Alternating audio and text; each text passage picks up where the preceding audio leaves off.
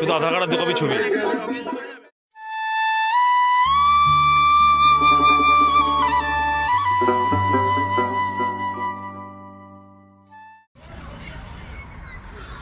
তো কোভিডের পরের থেকে ভিতরে ভালো মানে অনেক যেই জায়গাগুলো দেখার আছে ভিতরে, সেই জায়গাগুলো কিন্তু এই মুহূর্তে প্রবেশ করতে দিচ্ছে না। তো ওইদিকে রবীন্দ্রনাথ ঠাকুরের গাড়িটা দেখলাম, ওই সোজা রবীন্দ্রনাথ ঠাকুরের গাড়ি। আর এদিকটায় রয়েছে ভালো ভালো সুন্দর সুন্দর জায়গা, এদিকটায় ফুল গাছ লাগানো রয়েছে, তার সঙ্গে আদার্স প্রচুর ভালো জায়গা রয়েছে। তো অ্যাকচুয়ালি কী হয়, মানে এইগুলো সম্পর্কে জানতে হলে একটা গাইড নিতে পারো তোমরা। আর আদার্স যদি তোমাদের সেরকম জানার থাকে, তাহলে ভালো ভালো যারা ইউটিউবে ভিডিও বানায় পুরো ডিটেলসে যারা ভিডিও বানায়, তাদের কাছ থেকে পুরো ডিটেলস তোমরা পেয়ে যেতে পারো। আর আমি আশা করি ভিডিও তো বানানো ছেড়ে দিয়েছি, সেই কারণে আমার কোনো সেইরকমভাবে আইডিয়াও নেই। আর তবে যেগুলো যেগুলো দেখাচ্ছি খুব ভালো। শুধু আধার কার্ড আর 2 কপি ছবি।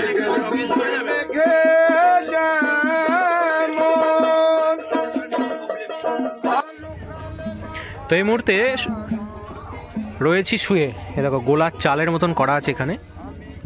আর আমি আর শুভঙ্কর হচ্ছে ওখানটায় শুয়ে, আর আমি রয়েছি এখানটায় শুয়ে।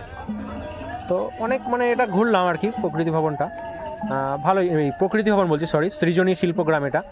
তো ভালোই লাগলো আর কি। এরপরে যাব হচ্ছে সুরুল রাজবাড়ি, 5 মিনিট মতন এখানে একটু রেস্ট নিচ্ছি, তারপরে যাব সুরুল রাজবাড়ি।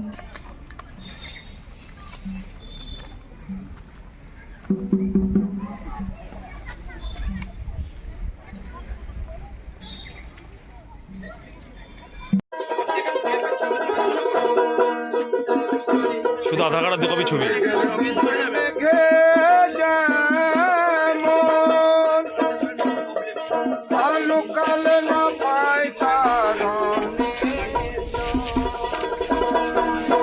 আমি কালারে হারায়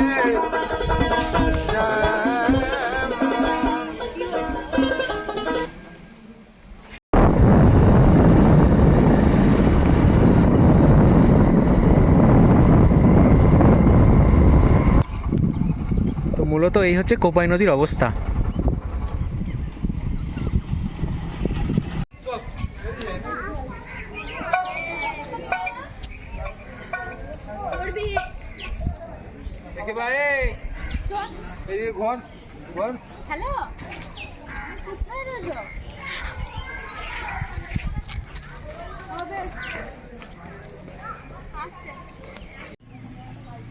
তো এই হচ্ছে কোপাই নদীর বর্তমান অবস্থা, দেখো।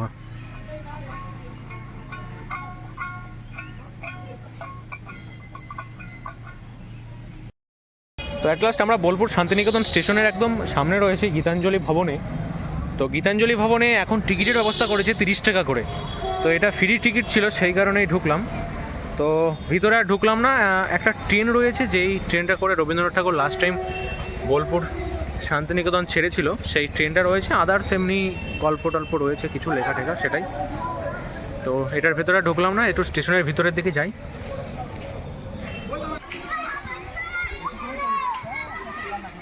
সব বাচ্চারা ক্রিকেট খেলছে, ফুটবল খেলছে।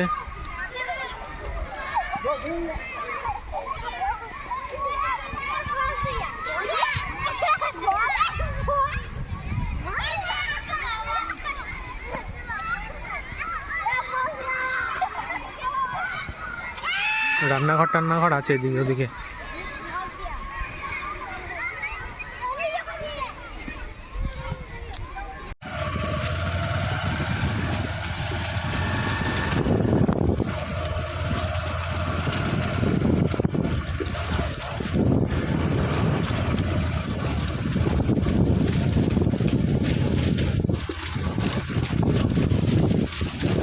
ডর মারবি নাকি? হ্যাঁ, ডর মারবি নাকি বাবা?